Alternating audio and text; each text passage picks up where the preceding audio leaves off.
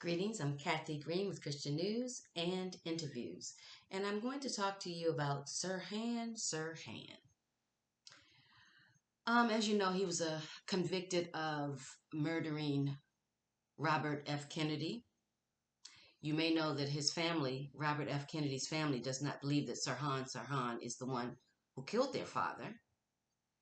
If you go back and you read different articles about the assassination, you will learn that Rosie Greer, the football player Rosie Greer, claimed that he personally took the gun out of Sirhan Sirhan's hands, and so he believed that Sirhan Sirhan it was at least one of the ones who shot and killed Robert Kennedy. But of course, it is believed that there was a second shooter also. And then we have a situation where today we heard that Sirhan, initially Sirhan Sirhan was given the death penalty. Then the death penalty was abolished in California, so he was to serve life without the possibility of parole. And now he's been paroled. He may or may not get out because there's another judge who's going to make a decision as to whether or not to actually let him out. But a man who started off with the death penalty will probably be walking. And part of it is the fact that the Kennedy family does not believe he's the one responsible for killing Robert F. Kennedy.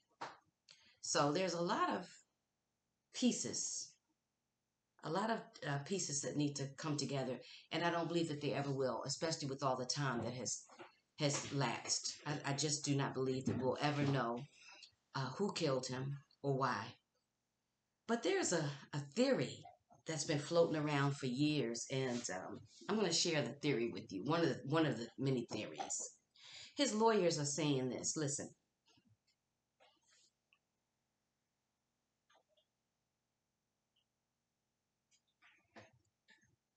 This past March, 42 years into the life prison sentence for assassinating Senator Robert F. Kennedy, Sirhan Sirhan stood in front of a parole board and repeated the same thing he's been saying at parole hearings for decades, that he had no memory of the shooting or his subsequent trial and confession of guilt.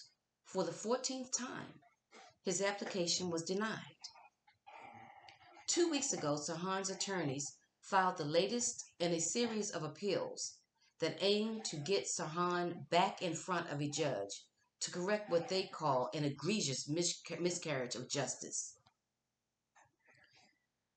In addition to presenting expert audio analysis indicating that there were two guns fired from different directions and a claim that the bullet from Kennedy's neck was switched out to match Sirhan's gun, the filings bolstered a long repeated conspiracy theory asserting that Sirhan was a victim of hypnosis, an unwitting shill whose Arab name made him an easy scapegoat and drew attention from the true architects of the assassination.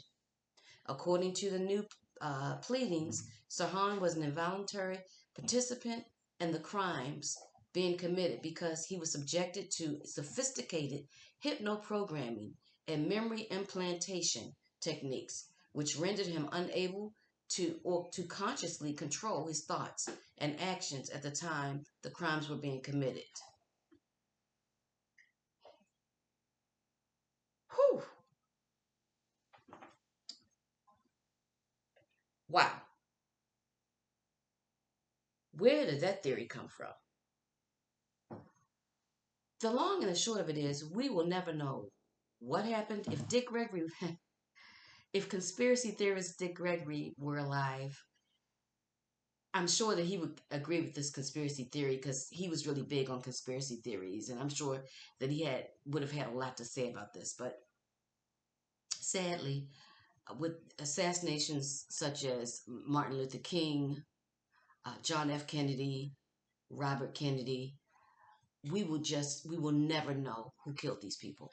We just won't ever know. And the ones who are responsible are probably long gone anyway. And if they told anybody, Uh, it certainly hasn't been leaked. So whether it was Sirhan Sirhan who killed Robert F. Kennedy, or something more nefarious, more dark, it's your guess as well as my guess. Um, but if his family is comfortable with the fact that he's about to be paroled, and they like it, well, I don't have any choice but to love it. Let me know what you think below.